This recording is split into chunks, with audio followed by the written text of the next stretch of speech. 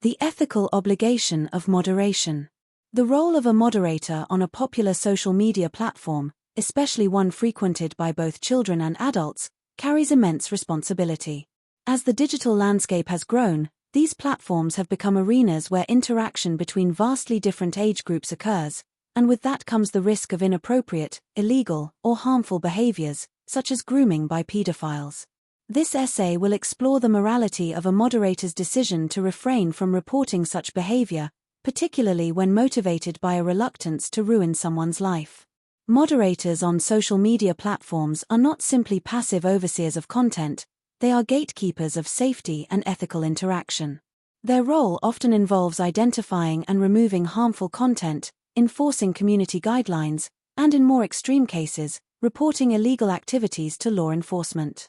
Given the presence of children on these platforms, there is an increased moral duty to protect them from predators, who use anonymity and trust-building tactics to groom minors for exploitation. In this context, when a moderator becomes aware of a pedophile groomer's actions and chooses not to report it, they are shirking a significant ethical obligation. Protecting vulnerable users, particularly children, should be paramount. Failure to act allows harm to continue and even escalate, with long-term, devastating consequences for the child victim. The moral question of inaction, then, must be viewed in light of this duty to safeguard others from abuse and exploitation. The cost of inaction. When a moderator fails to report a pedophile groomer, they are prioritizing the emotional or psychological discomfort of the predator over the safety of a child. While the idea of ruining someone's life might be distressing, it is critical to remember that the individual in question has chosen to engage in criminal and predatory behavior.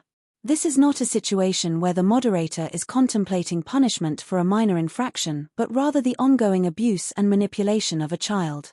By not intervening, the moderator becomes complicit in the harm being done.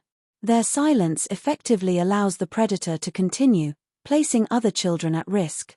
From a consequentialist perspective, the negative outcomes of inaction far outweigh the emotional discomfort of reporting. The victimized child suffers not only from the trauma of abuse but also from a system that fails to protect them. The wider community, too, suffers as it becomes less safe, and trust in the platform and its moderation system diminishes. Misplaced sympathy. One of the primary arguments for not reporting might stem from a misplaced sense of sympathy for the groomer, who, once exposed, will likely face legal consequences, public condemnation, and the potential for a ruined life.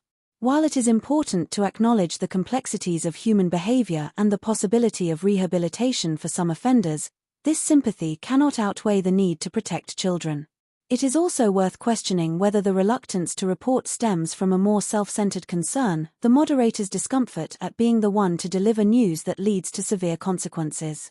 This aversion to guilt or responsibility for another person's downfall may seem humane on the surface, but it masks a deeper moral failing, the prioritization of one's own emotional comfort over the safety and well-being of others.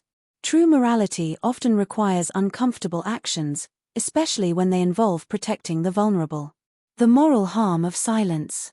Silence in the face of abuse is not morally neutral, it is an action in itself. To stand by while a predator operates unchecked is to condone that behavior, even if implicitly. This silence can cause tremendous harm, not only to the child being groomed but also to the broader community, which relies on moderators to maintain a safe space. The idea of ruining someone's life should be weighed against the actual harm being done to children who are targeted, groomed, and potentially abused. Moreover, the refusal to act reinforces a culture of permissiveness around child exploitation. It sends a message that predators can operate with relative impunity, as long as those in positions of power and responsibility choose not to act. For the children who are targeted, this failure to protect them represents a profound betrayal of trust. The role of justice. It is critical to consider the broader implications of justice when evaluating the morality of reporting a groomer.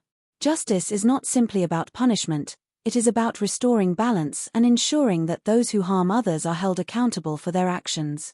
Reporting a paedophile is not an act of cruelty or vengeance but rather a necessary step toward protecting victims and preventing future abuse. The reluctance to ruin the predator's life overlooks the reality that their actions have already begun to ruin the life of the child they target. The notion of justice demands that those who harm others, especially children, face consequences for their actions. These consequences are part of a legal and moral system designed to protect the innocent, deter potential offenders, and rehabilitate those who are capable of change. In conclusion, the morality of a moderator's decision to avoid reporting a paedophile groomer because they fear ruining the offender's life is deeply flawed. While it is natural to feel conflicted about the consequences of one's actions, the primary responsibility must always be to protect the vulnerable, especially children. By failing to report, the moderator allows harm to continue, prioritizes the well-being of the predator over the victim, and undermines the very role of moderation in maintaining a safe online environment. Morally, the cost of inaction is far too high, and justice demands that those who exploit children be stopped.